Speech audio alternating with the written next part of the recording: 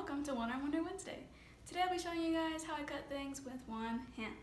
Okay, so let's get into it. So the first thing, of course, cooking with 2 arms, 3 arms, no matter what, you want a sharp knife. The second thing is cutting with one hand, you really have to be paying attention to the angle at which you're cutting, and you have to anticipate how the vegetable is going to move as you apply pressure to it.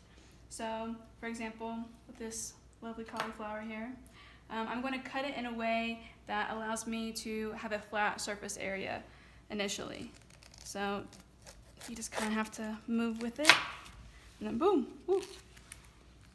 And then now I can just regularly cut.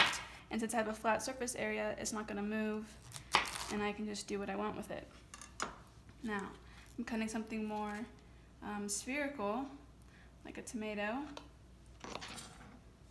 Then I'm going to just really pay attention to the angle at which I'm applying pressure. And I'm going to first stab it so that way I can have some control over it. And then I just apply pressure down the middle.